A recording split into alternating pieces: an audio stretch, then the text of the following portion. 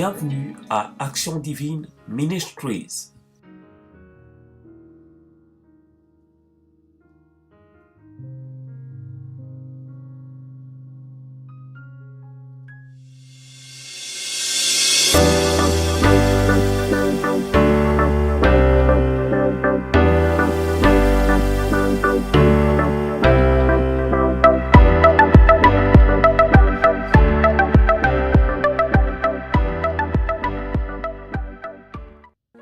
Amen. Que le Seigneur vous bénisse.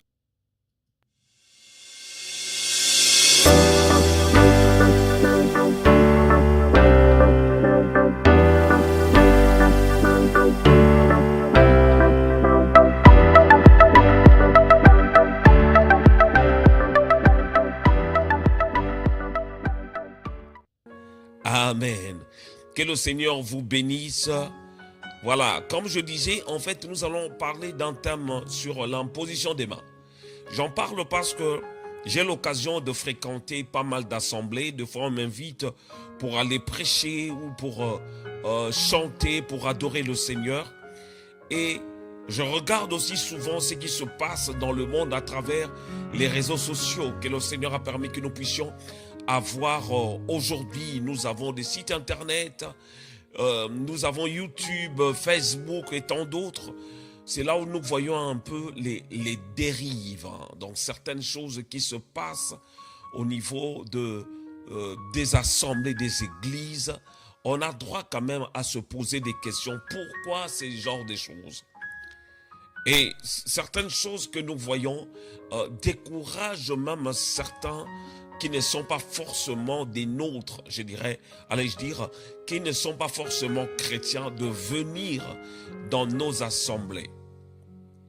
Il y a des images que je vais balancer, un moment, je vais balancer des images où on verra des serviteurs de Dieu qui marchent sur les ventres des femmes, qui au lieu d'imposer les mains sur des gens, ils préfèrent plutôt poser leurs pieds, je peux dire même piétiner leurs fidèles. Et nous allons voir cela à la lumière de la parole. Est-ce que la Bible nous autorise à pratiquer ces genres de choses? On voit même sur Internet où certaines personnes qui portent le titre des pasteurs ou prophètes, qui lavent les fidèles de leurs membres, les fidèles de leurs assemblées, allais-je dire, qui lavent, qui utilisent l'huile et autre chose pour, que dirais-je, qui utilisent huile, l'eau et tant d'autres choses pour pouvoir laver des gens. Et ce sont des choses que nous n'avons jamais vu cela dans la parole de Dieu, mais on les voit actuellement au sein de nos assemblées, de plusieurs assemblées, même sur Internet. Et certaines personnes arrivent même à accepter ces choses tout simplement parce qu'elles n'étaient pas enseignées. Dernièrement, j'ai vu une vidéo où un homme qui était dans le transport, qui travaillait, c'était vraiment son métier, il avait eu un problème de santé, c'était l'hémorroïde. Et cette personne est allée voir un pasteur, on l'a plutôt orienté vers un médecin traditionnel, comme on dit, praticien. Il est parti le voir.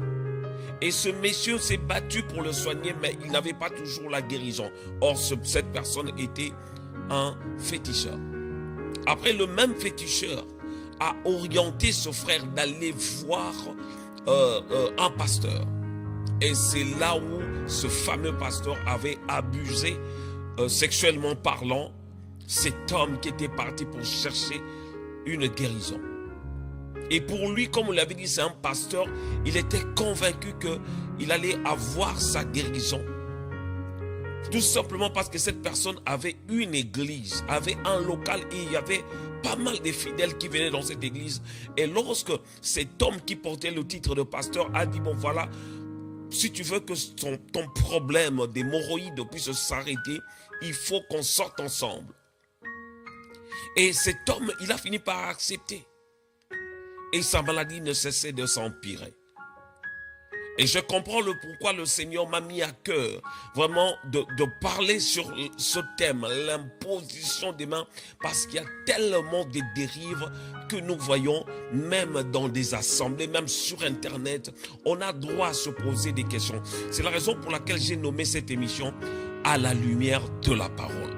À la lumière de la parole. C'est une émission qui va mettre en exergue, en fait, toutes les questions que nous nous posons par rapport au fonctionnement, par rapport aux pratiques, même au sein de nos églises, même des choses qui se passent dans le monde. Amen. Que le Seigneur vous bénisse. Encore une fois, nous allons continuer dans ce sens. L'imposition des mains.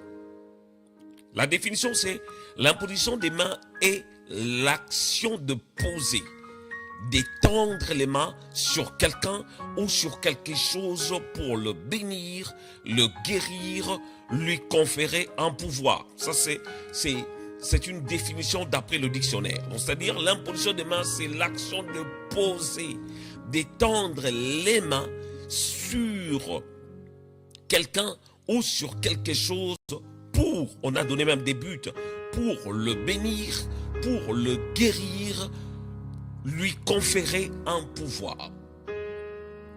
L'imposition des mains, c'est un acte qui est beaucoup utilisé au niveau de plusieurs religions, même dans beaucoup de rituels qui n'ont rien à voir avec la religion chrétienne, dite chrétienne. On utilise souvent l'imposition des mains. Mais nous allons essayer un peu de voir qu'est-ce que la Bible dit et à quoi cela sert-il. À quoi sert l'imposition des mains? Premier point, l'imposition des mains sert à transférer les péchés. Alléluia. L'imposition des mains sert à transférer les péchés.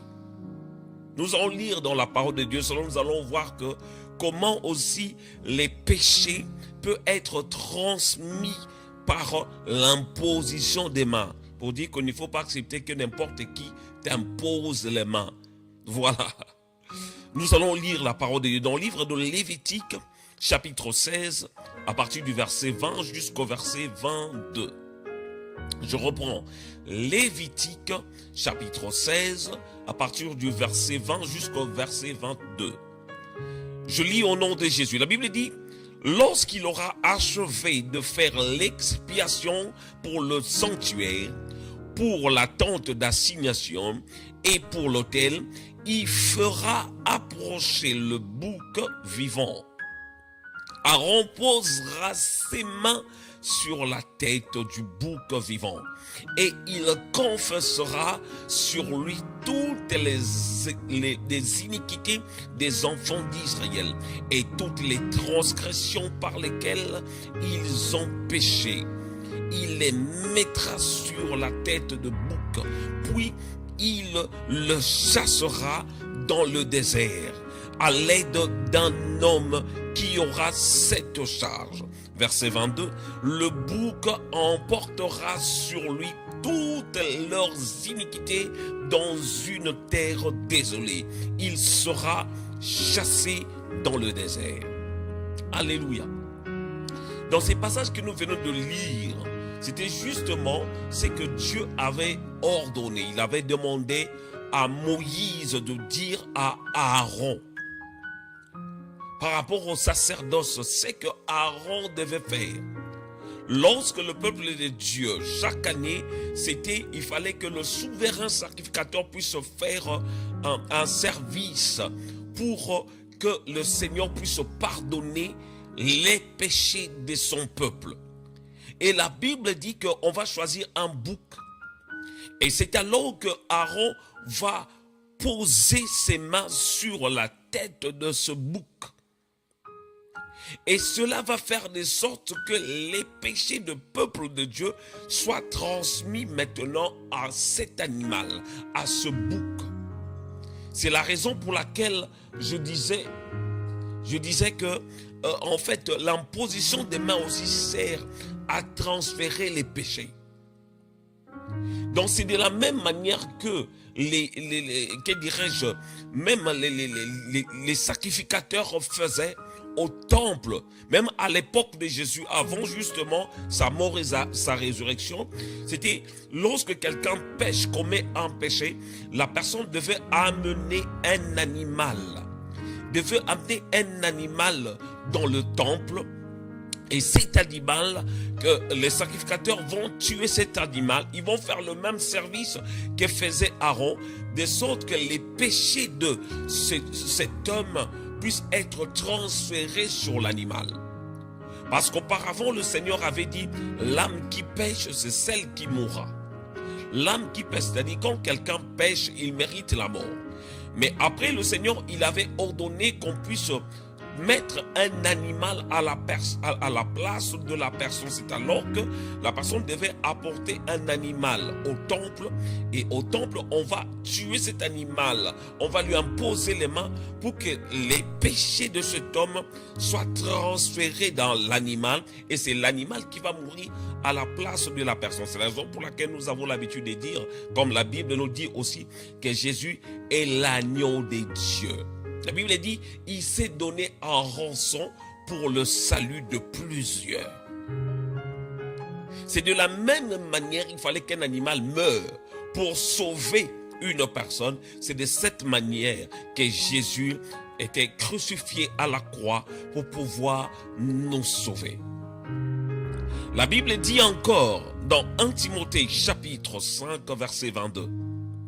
Ah, j'aime beaucoup ce verset. 1 Timothée, chapitre 5, verset 22. La Bible dit, n'impose les mains à personne avec précipitation. Et ne participe pas au péché d'autrui, toi-même conserve-toi pur. J'aime beaucoup ce verset, je reprends. J'aimerais bien, si vous avez vos Bibles à côté ou dans vos téléphones, n'hésitez pas de les prendre pour que nous puissions ensemble lire pour mieux comprendre ce que la Bible dit. 1 Timothée chapitre 5 verset 22. C'est un verset que nous connaissons. Beaucoup de gens, même des serviteurs de Dieu, connaissent. Des fois, je vois certains serviteurs de Dieu sont pressés d'imposer les mains sur des gens. Dès que le culte, ils ont le culte, il faut à chaque fois qu'ils imposent les mains aux gens. Je ne sais pas, peut-être le Seigneur leur dit à chaque fois, non, il faut que tu les fasses. Je ne sais pas, mais la Bible nous dit dans ce livre, 1 Timothée chapitre 5, verset 22, je vais encore reprendre cela. N'impose pas les mains à personne avec précipitation. N'impose les mains à personne avec précipitation. J'en parle parce que j'ai eu l'expérience de voir un homme. Ces jours-là, j'étais vraiment interpellé de me dire, on était parti avec cet homme voir une dame. On est parti avec cet homme qui était aussi un serviteur de Dieu. On est arrivé, on a fait ce qu'il y avait à faire, il fallait déposer des choses, on a déposé des choses. Avant de partir, tellement lui il était pressé, c'est moi qui connaissais cette dame. Mais cette personne était tellement pressée de partir, du coup il a engagé une prière. J'ai dit, ah ben, bon, on a tout suivi, on a commencé à prier. Comme cette dame disait, elle ne se sentait bien. Et lui, pendant qu'il priait, il était tellement pressé, il est parti imposer ses mains sur la dame qui était allongée sur le canapé. Et lorsqu'il a imposé les mains, il a commencé à prier. Il a dit, je chasse l'esprit d'infirmité. Or, moi, je savais que cette dame déteste qu'on lui impose les mains. La première des choses. Et deuxièmement, c'était pas l'esprit d'infirmité, mais c'était que la dame, elle était enceinte. Elle était fatiguée à cause de sa grossesse. Mais lui, cet homme, comme il était habitué à imposer les mains, il était trop pressé d'imposer les mains. Alléluia. Je suis en train pas de nous faire peur par rapport à cela. C'est tout à fait biblique d'imposer les mains sur une personne. Mais la Bible nous dit de n'imposer pas les mains avec précipitation. C'est-à-dire, il faut que tu sois convaincu par le Saint-Esprit. Il faut que tu sois intérieurement convaincu pour faire ces choses. Excusez-moi. Voilà. Donc, il faut que tu sois convaincu pour pouvoir le faire. Ne fais pas des choses par habitude. C'est comme un autre pasteur en Angola. Cet homme, une dame était venue. Cette dame, elle avait un problème de santé. Et le Seigneur lui a dit clairement, prie pour elle, mais ne lui impose pas les mains. Mais lui, comme il était tellement habitué à imposer les mains, il a quand même imposé, malgré les avertissements du Seigneur, il a quand même imposé ses mains sur la dame. Du coup, la maladie qu'avait la dame a quitté cette dame, est rentrée dans le pasteur. Je vais mieux m'expliquer. C'est-à-dire, cette dame était guérie. Mais sauf que le pasteur était devenu maintenant malade de la maladie qu'avait cette dame. Vous comprenez ce que je veux dire? Parce que il a fait des choses, il avait fait des choses avec précipitation malgré les avertissements du Seigneur. J'ai suivi le témoignage du feu prophète Kakou Sévérin. Il donnait un témoignage, il disait, un jour, il était en train de prêcher, on lui avait amené une dame qui avait le sida, le VIH. La dame, elle avait des plaies partout sur son corps. On lui a amené la dame et lui, il avait peur. Il a dit, ça, je ne vais pas imposer les mains là-dessus. Mais le Seigneur lui a dit, il n'avait pas fait des choses par sentiment. Si vous connaissez, cherchez quand même l'histoire de ce prophète ivoirien puissant que Dieu avait utilisé dans la francophonie, Kakou Sévérin. Le Seigneur lui a dit d'imposer les mains. Lui, il a dit, non, je ne vais pas imposer. Avec toutes ces plaies que cette dame a là, toutes ces blessures, je ne peux pas imposer mes mains là-dessus. Le Seigneur a insisté, il a dit, impose-lui les mains. Il a quand même imposé. Par l'ordre du Seigneur. Et cette dame était guérie instantanément. À l'instant même, cette dame était guérie. Parce que l'homme de Dieu était sensible et était à l'écoute du Saint-Esprit. Alléluia. Je vais juste nous faire comprendre l'importance de l'imposition des mains. Et nous, étant que serviteurs, moi-même, je sers Dieu. Mais dans ma vie, lorsque le Seigneur ne met pas la conviction d'imposer les mains sur une personne, je ne le fais pas. Je ne le fais pas parce que j'aime bien que le Saint-Esprit puisse me conduire. Peut-être ça peut être la demande d'une personne. La personne peut dire, par exemple, je me souviens, j'avais déjà prié, je crois à 2 reprises même pour la femme de mon neveu qui avait demandé, elle a dit, oncle, vraiment j'aimerais que tu pries pour moi, que tu puisses utiliser l'huile pour prier pour moi. Et je me suis référé à ce que la Bible dit. Si quelqu'un d'entre vous est malade, qu'il appelle les anciens de l'église, qui vont prier pour lui, en utilisant l'huile bien sûr. Et j'avais utilisé. Et dans ma vie, je n'ai pas utilisé ces choses plusieurs fois. Je préfère plutôt qu'on se laisse conduire par l'esprit. De ne pas faire seulement des choses parce que on veut le faire.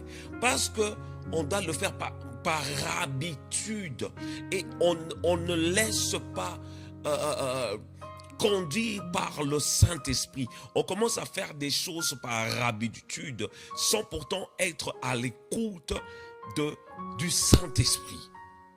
Dans la Bible, on nous parle à plusieurs reprises de beaucoup de choses. Que Jésus, il avait guéri certaines personnes. Des fois, il disait, va te laver dans Siloé. Des fois, il mettait juste la boue. Il avait plusieurs manières de guérir. Des fois même, il ne faisait pas quelque chose, il ne faisait que dire. Vous vous souvenez de ce serviteur qui était malade? Jésus n'avait pas prié pour cet enfant, pour son serviteur qui était malade, ce centenier lorsqu'il était venu voir Jésus. Mon serviteur est malade. Je lui ai dit, bon, ok, allons-y. Il a dit non, non, non, moi je suis un pécheur. C'est pas la peine que tu viennes chez moi. Parce que, étant que chef, lorsque je donne un ordre à mes serviteurs, ils obéissent tout de suite. Il a dit, dis seulement un mot et mon serviteur sera sauvé. Jésus ne s'était pas déplacé. Or, il y a des endroits où Jésus allait sur place pour pouvoir faire quelque chose. Il y a des endroits aussi où Jésus n'allait pas sur place. Par exemple, par rapport à la guérison de ce serviteur. Jésus n'était pas parti là-bas. Mais juste la foi de ce centenier a fait de sorte que son serviteur puisse guérir à distance. Qu'est-ce que je vais dire par là? Ne faisons pas des choses par habitude, mais soyons plutôt sensibles et à l'écoute du Saint-Esprit. Malgré la Bible nous dit que nous allons imposer les mains sur les malades seront guéris, mais soyons aussi sensibles à l'Esprit. Qu'est-ce que le Saint-Esprit veut qu'on puisse faire à cet instant par rapport à cette situation? C'est très important. Il y a des serviteurs de Dieu qui font des choses par habitude. Quelqu'un vient te voir. Voilà, j'ai des migraines. Tout de suite, le pasteur dit, bon, voilà, il prie pour la personne. Il est pressé même d'imposer les mains. Sois guéri au nom de Jésus. Mais lorsque la personne vient te voir en disant, voilà, j'ai le cancer. Même en phase terminale. Du coup, le pasteur lui-même dans sa tête dit, bon, voilà, là, vraiment, il faut jeûner pendant 40 jours pour que la guérison puisse se manifester dans la vie de la personne. Qui te dit qu'il faut seulement jeûner pour que le Seigneur puisse guérir cette personne? C'est-à-dire, maintenant, on commence à voir nos calculs à nous, au lieu d'être à l'écoute du Saint-Esprit. Alléluia. Je sais que ce message, peut-être certains serviteurs vont trouver cela un peu bizarre, surtout venant de ma part. Mais je ne fais que dire, relater, ce que la Bible nous enseigne là-dessus. C'est-à-dire d'être à l'écoute du Saint-Esprit et de ne pas faire des choses par habitude. On a même nos systèmes. Voilà, par rapport à telle situation, s'il fait que Dieu fasse quelque chose, il faut jeûner 3 jours. Par rapport à cette autre situation, si tu veux que le Seigneur fasse quelque chose, il faut jeûner pendant 40 jours. Bien aimé, c'est écrit où dans la Bible? C'est pas mauvais de jeûner, c'est pas du tout mauvais. Mais d'en faire un système ou une doctrine, c'est là où en fait moi j'interviens avec la parole de Dieu. C'est la raison pour laquelle je dis à la lumière de la parole de Dieu. Qu'est-ce que la Bible dit là-dessus sur l'imposition des mains? Les premiers points, nous avons vu, l'imposition des mains sert à transférer les péchés. C'est là où nous avons lu justement dans Lévitique chapitre 16, verset 20 jusqu'au verset 22 plutôt, comment cela se faisait-il. Et dans 1 Timothée, nous avons vu qu'il ne faut pas imposer les mains avec précipitation. Ça, il ne faut pas le faire. Il faut être plutôt à l'écoute du Saint-Esprit. Si le Seigneur te met à cœur de le faire, tu le fais. Et des fois même, tu peux demander à la personne, parce qu'il y a des gens qui n'aiment pas qu'on leur impose les mains. Il y a des gens qui n'aiment pas ça. Et toi qui imposes les mains, tu ne sais même pas ce que tu peux recevoir aussi de cette personne. C'est comme l'histoire de ce pasteur que je viens de vous raconter. Le deuxième point, toujours à quoi, par rapport à quoi sert l'imposition des mains. Deuxième point, l'imposition des mains, c'est pour bénir. Alléluia. L'imposition des mains, en premier lieu, nous avons vu que c'est pour transférer les péchés. Deuxième point, l'imposition des mains, c'est pour bénir. Marc au chapitre 10, verset 13 jusqu'au verset 16.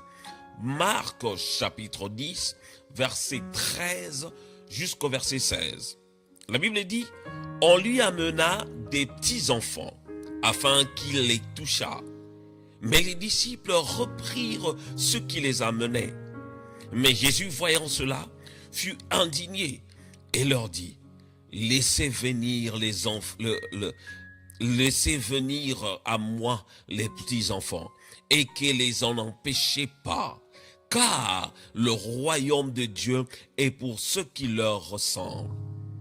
Verset 15, je vous le dis en vérité, quiconque ne recevra pas le royaume de Dieu comme un petit enfant n'y entrera pas. Verset 16 que j'aime beaucoup, la Bible dit, puis il les prit dans ses bras et les bénit en leur imposant les mains. Alléluia. Là, on voit des enfants qui étaient venus, des parents étaient venus avec des enfants parce qu'ils voulaient que Jésus puisse toucher leurs enfants. Et du coup, les disciples n'ont pas voulu laisser passer ces enfants. Et Jésus a demandé à ses disciples de laisser ses enfants venir à lui. Et à la fin, la Bible dit, il a imposé ses mains sur ses enfants pour les bénir. C'est-à-dire l'imposition des mains sert aussi à bénir. Vous vous souvenez, dans la Bible, il y a plusieurs exemples tels que l'histoire de Jacob qui avait prié justement pour ses petits-enfants. Il a pris l'un à sa main droite, l'autre à sa main gauche. Il a prié pour déclarer des paroles de bénédiction sur ses petits-enfants.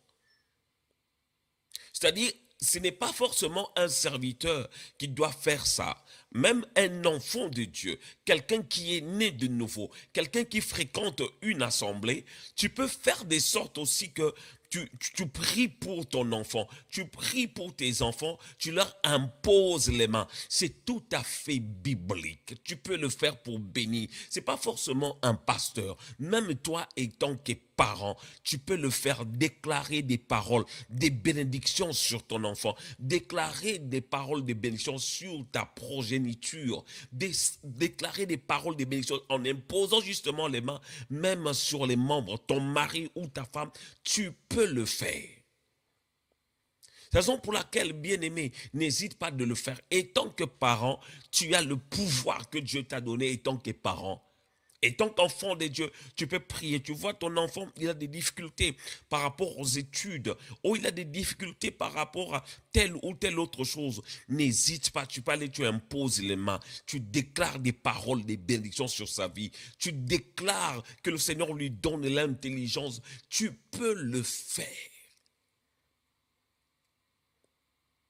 Troisième point. À quoi sert l'imposition des mains? L'imposition des mains donne la sagesse. Wow. L'imposition des mains donne la sagesse. Deutéronome chapitre 34, verset 9. Deutéronome chapitre 34, verset 9.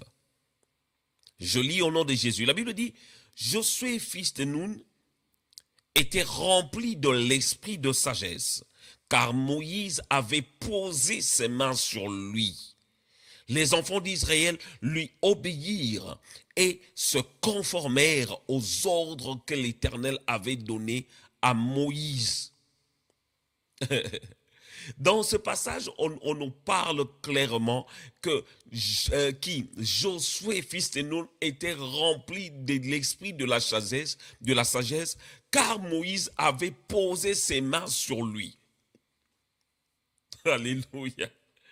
C'est-à-dire les conséquences de l'imposition des mains sur la vie de Josué a fait de sorte qu'il soit rempli de l'esprit de sagesse.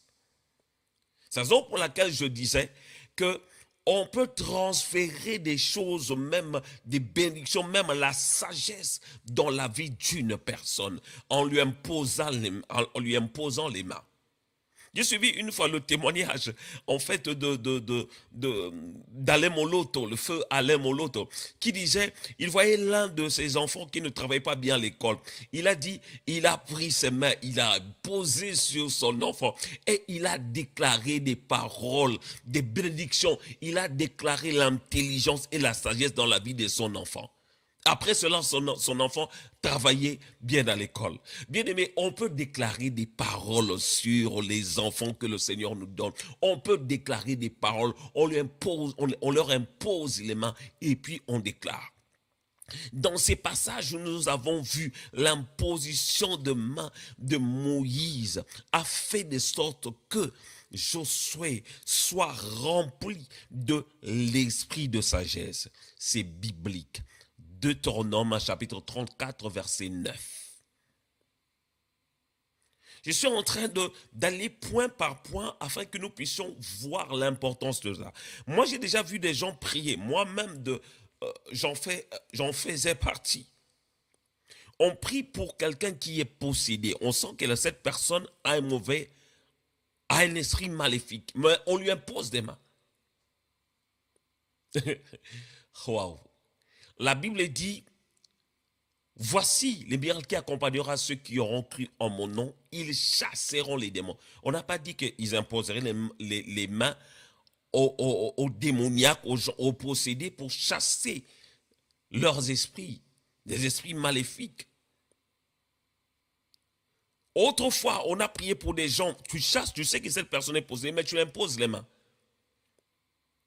On nous a dit dans ces passages, dans la Bible, qu'on va chasser. On n'a pas dit d'imposer les mains. Chasser ne veut pas dire imposer les mains. Quelqu'un qui est possédé, je vais ordonner plutôt à l'esprit qui habite la personne de la quitter. Mais je ne peux pas imposer les mains. Dans cet enseignement, nous allons comprendre que l'imposition des mains n'est pas pour chasser les démons. Parce que nous allons voir, comme je l'ai dit, le nom de l'émission, c'est à la lumière de la parole. Qu'est-ce que la Bible dit là-dessus? Nous avons déjà vu que l'imposition des mains, c'est pour transférer les péchés. Nous avons vu que l'imposition des mains, c'est pour bénir. Nous avons vu ça dans la vie de Jacob. Nous avons vu aussi que l'imposition des mains peut donner la sagesse. C'est ce que, justement, que Josué était rempli de l'esprit de sagesse. La Bible dit, car Moïse avait posé ses mains sur lui. Alléluia. Le quatrième point que nous allons voir, c'est un enseignement. Il y a plusieurs points en fait. Si certains voudraient bien en fait en avoir, je peux vous les envoyer. Voilà, le quatrième point que nous allons voir, parce que c'est vraiment des choses bibliques par rapport à le nom même de l'émission, à la lumière de la parole. Nous essayons de voir ce grand thème sur l'imposition des mains à la lumière de la parole. Qu'est-ce que la Bible dit? J'en parle et je répète, cet enseignement, le Seigneur m'a donné cela, m'a mis ça à cœur d'en parler parce qu'il y a tellement des dérives qu'on voit dans les assemblées, même sur Internet. On a droit quand même à se poser des questions et d'essayer de vérifier si ces pratiques sont bibliques ou pas. Alléluia. Le quatrième point que nous allons voir, c'est l'imposition des mains permet de consacrer quelqu'un au ministère et au service dans l'œuvre de Dieu. Je reprends. L'imposition des mains permet de consacrer quelqu'un au ministère ou au service dans l'œuvre de Dieu. Alléluia. Actes des Apôtres, chapitre 13, verset 1er. Actes des Apôtres, chapitre 13, au verset 1er. La Bible dit, il y a dans l'église d'Antioche des prophètes et des docteurs. Barnabas, Siméon appelé Niger, Lucius de Cyrène, Manaïm, qui avait été élevé avec Hérode le tétrarque, et Saul. Verset 2. Pendant qu'ils servaient le Seigneur dans leur ministère et qu'ils jeûnaient, le Saint-Esprit dit, mettez-moi à part Barnabas et Saul pour l'œuvre à laquelle je les ai appelés. Verset 3, que j'aime beaucoup, la Bible dit, alors, après avoir jeûné et prié, ils leur imposèrent les mains et les laissèrent partir. Alléluia. Dans ces passages de Actes des Apôtres, chapitre 13, on parle de l'église d'Antioche.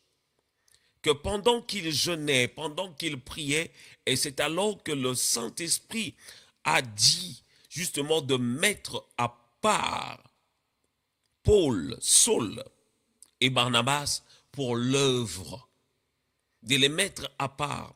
Et la Bible dit au verset justement 3, alors après avoir jeûné et prié, ils leur imposèrent les mains et les laissèrent partir.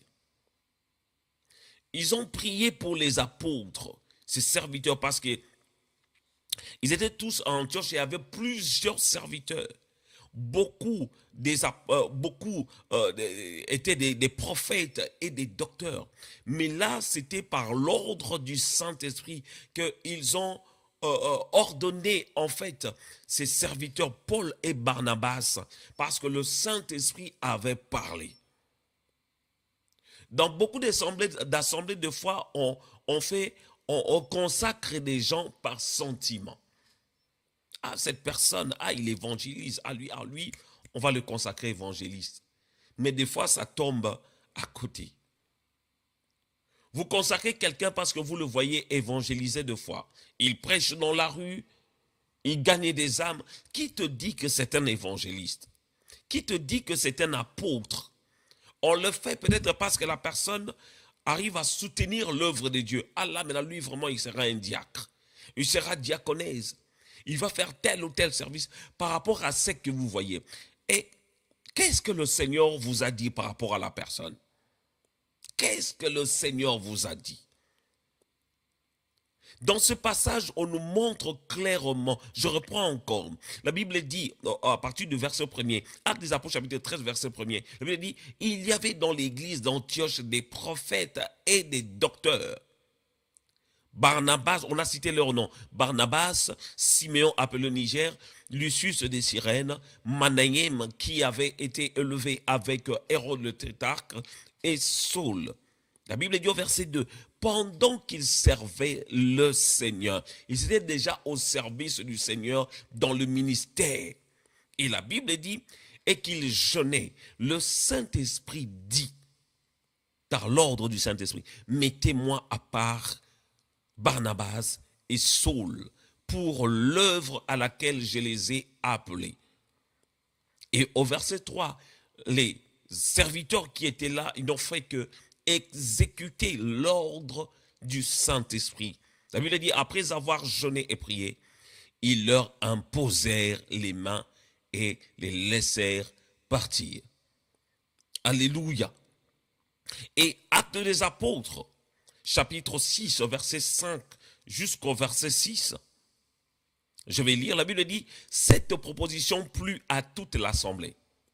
Ils élurent Étienne, homme plein de foi et d'Esprit Saint, Philippe, Procor, Nicanor, Timon, Parménas et Nicolas, prosélyte d'Antioche. Verset 6 de Actes des Apôtres, chapitre 6, la Bible dit, ils les présentèrent aux apôtres qui, après avoir prié, leur imposèrent les mains. Dans Acte 6, là où on avait vu justement le désordre qui était entré, des gens qui se querellaient, les gens qui se disputaient par rapport à la nourriture, il y avait des conflits. Et c'est alors que ils ont eu l'idée justement d'établir des diacres, des gens qui devaient maintenant travailler pour servir le peuple, parce que les apôtres étaient plus dans tout ce qui est enseignement. Comme la Bible dit déjà dans Actes chapitre 2, qu'ils persévéraient dans les enseignements des apôtres. Les apôtres enseignaient la parole. Il fallait maintenant établir des personnes. C'est alors qu'on a commencé le service de diaconat, mettre en place des diacres. Une proposition qui était acceptée par tous. Ils ont jeûné, ils ont prié, ils ont présenté des gens qui étaient remplis du Saint-Esprit. Et la Bible dit, après avoir prié, leur imposèrent les mains. C'est alors qu'ils ont établi des diacres dans ce travail. Là, on revient encore sur l'imposition des mains. On leur a juste imposé les mains. C'est vrai qu'il y a des gens qui utilisent de fois l'huile. Moi, je ne condamne pas. Mais je pense que pour moi-même, l'imposition des mains suffit. Même lorsqu'on avait prié pour mon ordination, on avait juste imposé les mains, on n'avait pas utilisé l'huile. Mais je ne condamne pas ceux qui l'utilisent en fait, je ne condamne pas. Mais si dans la parole on dit, on a prié pour eux, on a imposé les mains, on n'a pas dit, on n'a pas imposé les pieds, on n'a pas imposé les pieds, les mains. On ne leur a pas fouetté, c'était des diacres. J'ai vu une vidéo sur internet qui m'avait tellement choqué, où on voyait lors de l'ordination des serviteurs, on les a fait allonger au sol. Je me suis dit, oh, est-ce que ça aussi c'est biblique? Ils avaient tous des toges. Bon, je ne veux rien dire là-dessus. Ils avaient des toges. On leur a allongé au sol. On a commencé à les fouetter. Le pasteur commençait à les fouetter. J'ai dit, mais est-ce que cela aussi est biblique de faire ce genre de choses? Est-ce que cela est forcément biblique de faire ces choses? C'est la raison pour laquelle je disais que il nous est avantageux de vérifier, de commencer à faire comme les chrétiens de Béret, qui vérifiaient les Écritures. Si ce qu'on leur enseignait était vraiment biblique, c'est très important, enfant de Dieu. On risque de faire des choses par habitude, parce qu'on avait vu dans telle église, ça se fait de la sorte, ou dans l'église où je priais, on fonctionnait de la sorte, et du coup, nous aussi, on commence à intégrer ces choses dans nos assemblées, sans pourtant se référer à la parole de Dieu. Qu'est-ce que la Bible dit à ce sujet? J'ai eu l'occasion de fréquenter des assemblées. J'ai vu des choses qui se faisaient. Même ceux qui étaient avant nous, je les ai vus fonctionner. Mais je me suis dit, non. Mais il faut quand même moi-même, je vérifie qu'est-ce que la Bible dit par rapport à tel ou tel autre sujet. Ne faisons pas des choses. Si nous faisons partie d'une assemblée, n'hésitons même pas de poser des questions sur certaines pratiques qui se font au niveau de nos assemblées. C'est très important. Ne marchons pas comme des bêtes, mais soyons des hommes. Alléluia.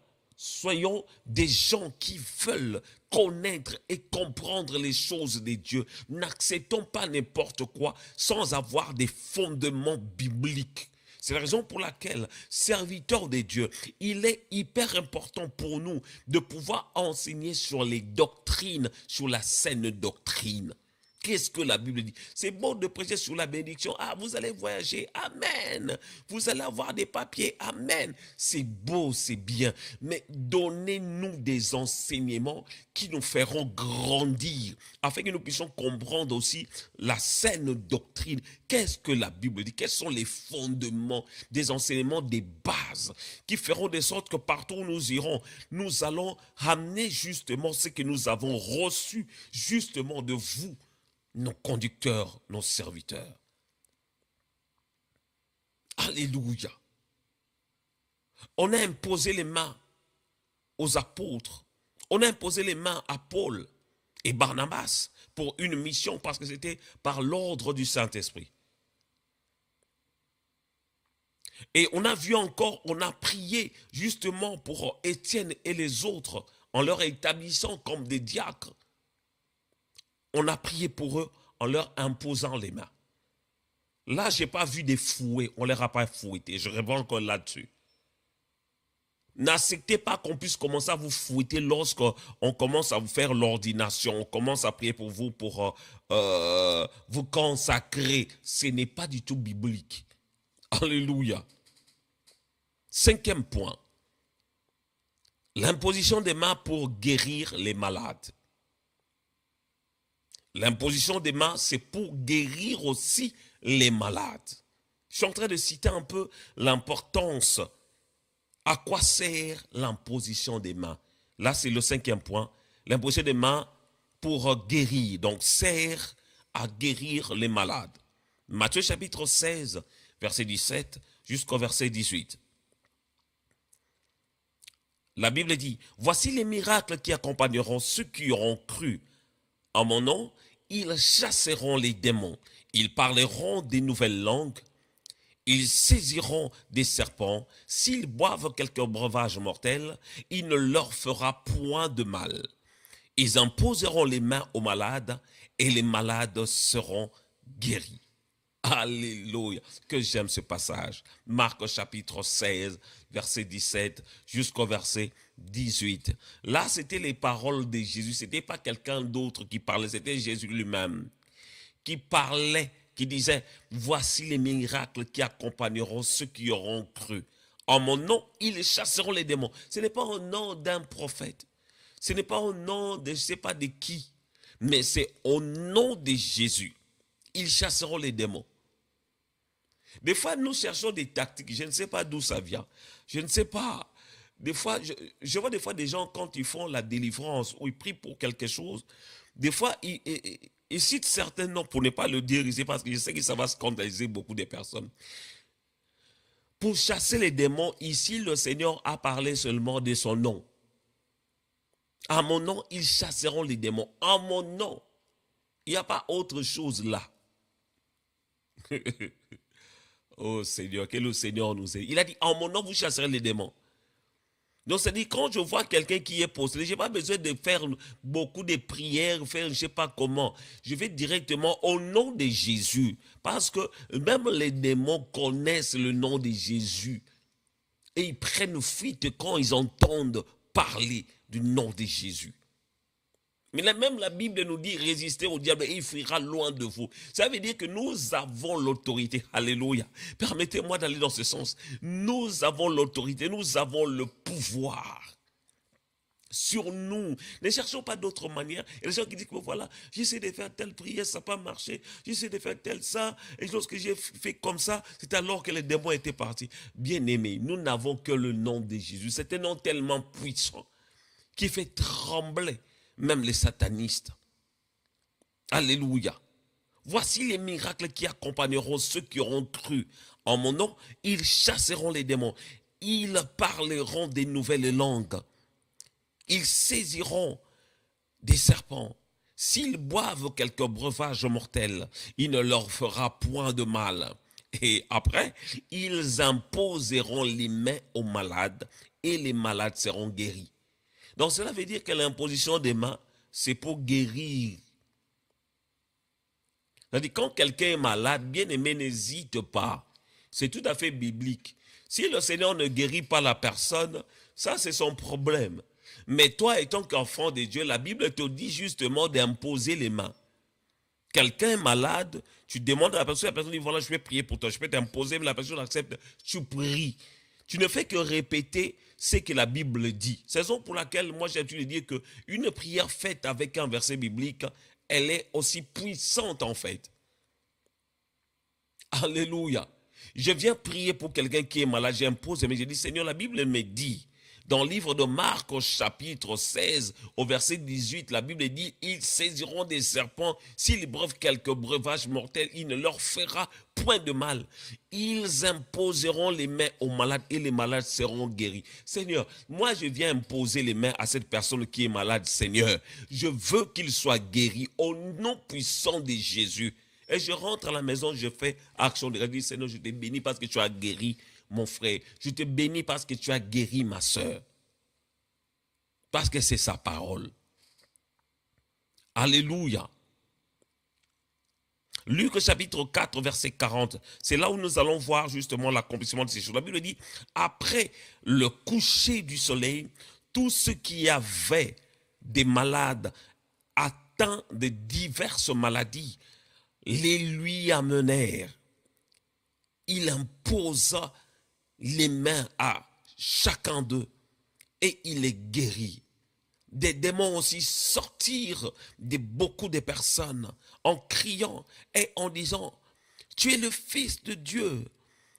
Mais il les menaçait et ne leur permettait pas de parler parce qu'ils savaient qu'il était le Christ. Alléluia. Là, on parle justement Jésus lui-même en acte. Il a prié, on lui a amené justement des malades, des gens qui avaient plusieurs sortes de maladies. Et Jésus imposa justement les mains sur ces gens et ils étaient guéris.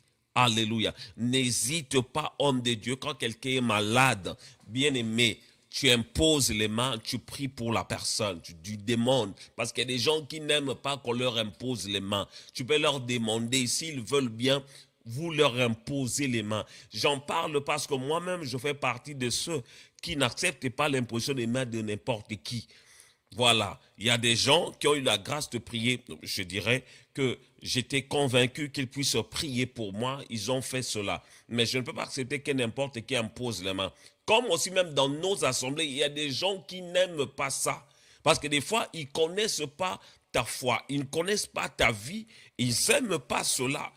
Alléluia. Mais il est important, quand quelqu'un vient, tu peux même lui poser la question, lui demander, est-ce que veux-tu que je puisse prier pour toi? Là, si la personne accepte, tu peux librement prier pour la personne en lui imposant les mains. C'est tout à fait biblique. Alléluia. Voilà, il y a plusieurs exemples justement par rapport à l'imposition des mains en rapport avec la guérison. Le sixième point, l'imposition des mains pour opérer des miracles. Actes des Apôtres, chapitre 19, verset 3 jusqu'au verset 12. Actes des Apôtres, chapitre 19, verset 3 jusqu'au verset 12. La Bible dit, il dit, de quel baptême avez-vous donc été baptisés? Et ils répondirent, du baptême de Jean. Alors Paul dit, Jean a baptisé du baptême de repentance, disant au peuple de croire en celui qu'il venait après lui, c'est-à-dire en Jésus. Sur ces paroles, ils furent baptisés au nom du Seigneur Jésus. Lorsque Paul leur eut imposé des mains, le Saint-Esprit vint sur eux et ils parlaient en langue et prophétisaient. Ils étaient en tout environ 12 hommes. Ensuite, Paul entra dans la synagogue où il parla librement pendant 3 mois. Il discourut sur les choses qui concernent le royaume de Dieu, s'efforçant de persuader ceux qui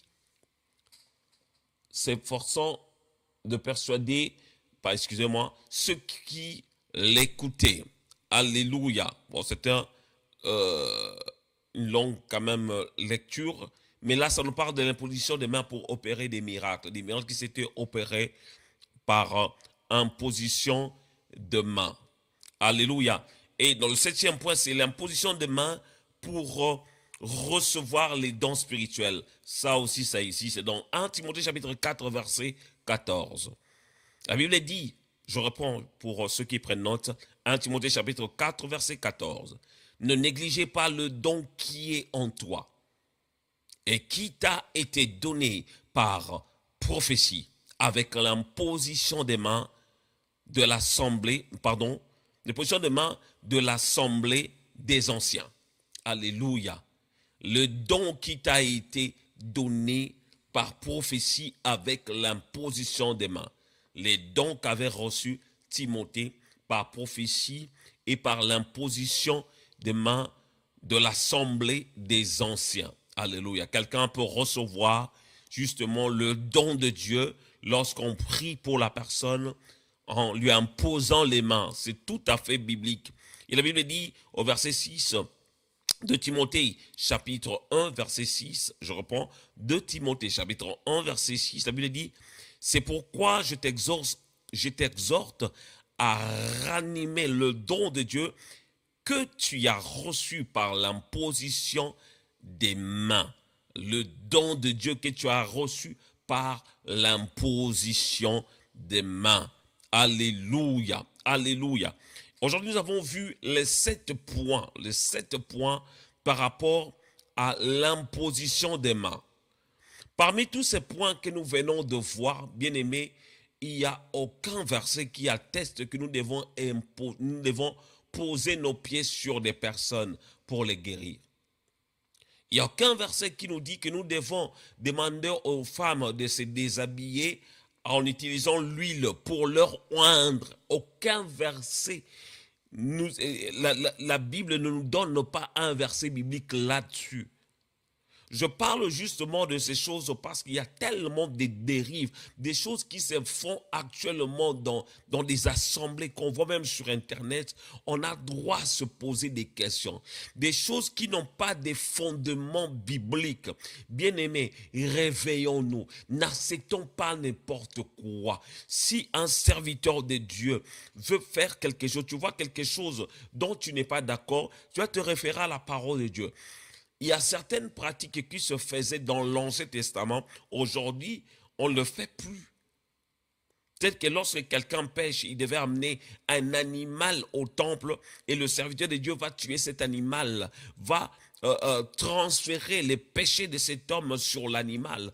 Ça, c'était dans l'Ancien Testament. Aujourd'hui, ça ne se fait pas. Aujourd'hui, ça ne se fait pas. C'est la raison pour laquelle nous qui fréquentons des assemblées, il nous est avantageux.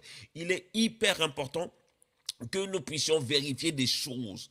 Quand nous voyons des choses qui se font au niveau de l'église, essayons quand même de voir, même de poser des questions, si cela est biblique. Et surtout, si les disciples, dans leur vie, dans leur façon de faire, ont fait ces genres de choses. Parce qu'il y a tellement des hérésies, des choses qui sont rentrées, même dans les lieux très saints, on a droit à se poser de questions. C'est la raison pour laquelle le Seigneur m'avait mis à cœur de commencer ce programme qui est intitulé « À la lumière de la parole ». Justement, pour choisir des thèmes et aborder, partager cela à la lumière de la parole. Qu'est-ce que la Bible dit sur l'imposition des mains? J'en parle et j'en pleure même parce que j'ai vu des hommes, des serviteurs pousser les fidèles. Un jour, j'étais dans une église, j'étais invité. J'ai vu le prophète qui était invité dans cette église pour prêcher. Après avoir prêché, il a commencé le service. Il a commencé à pousser les gens. Il avait poussé même un frère qui m'avait accompagné. Il a poussé ce frère. À la fin du culte, le frère est venu me voir. Il a dit, papa Edgar, le prophète m'a poussé. J'étais choqué de voir ça. Moi-même, je l'avais vu. Mais lorsqu'il est venu, il me manquait même des réponses. Je savais quoi lui répondre. De voir quelqu'un qui portait le titre d'un homme de Dieu, qui portait le titre d'un prophète, mais qui a poussé des gens devant moi. Je ne savais quoi faire.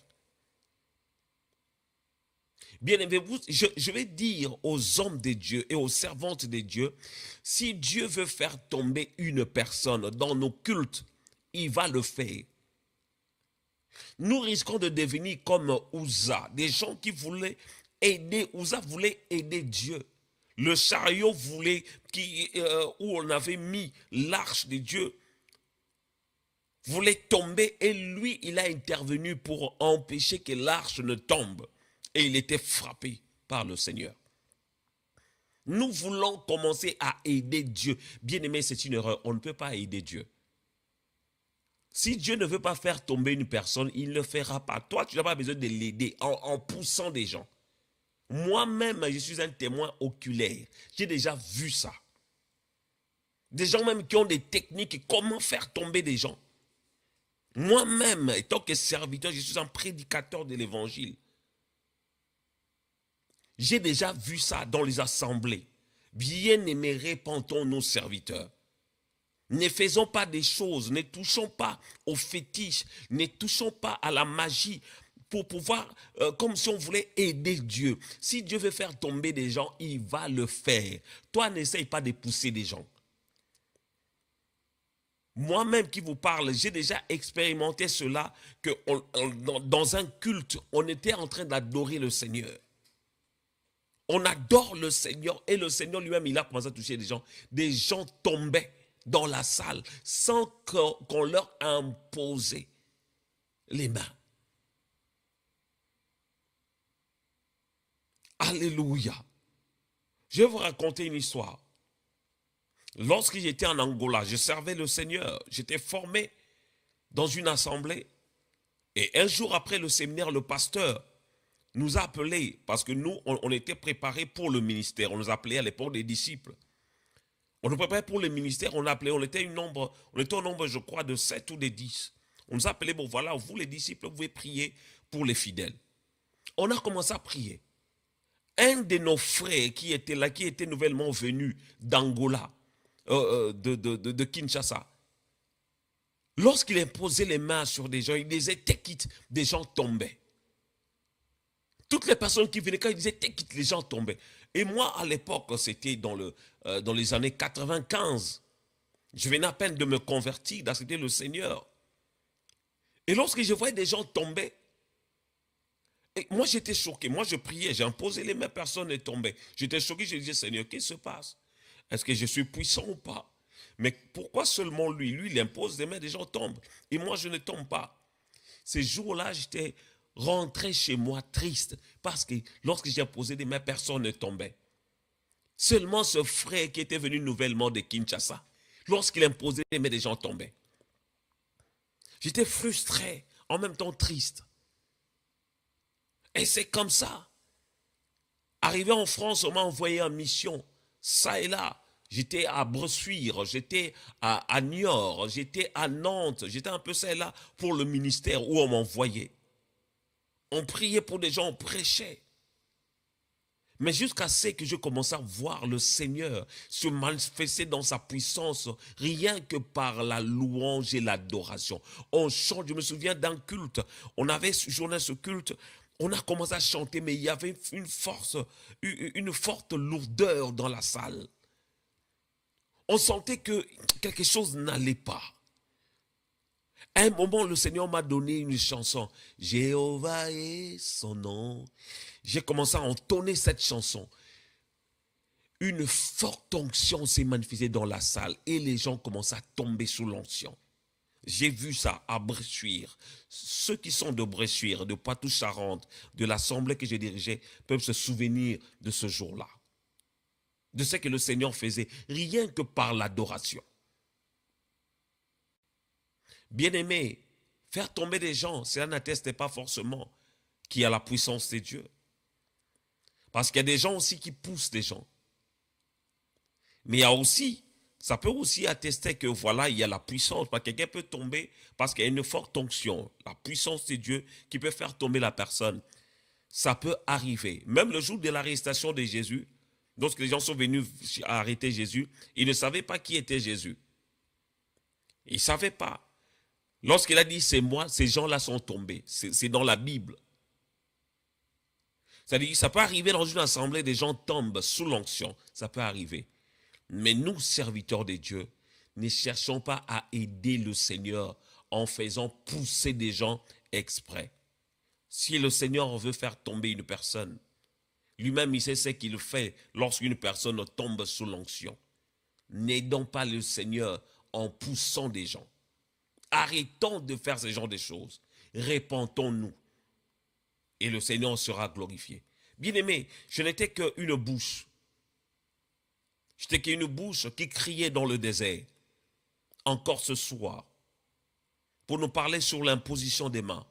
Tout simplement parce qu'il y a des dérives, des choses qui se font au sein des assemblées, des églises.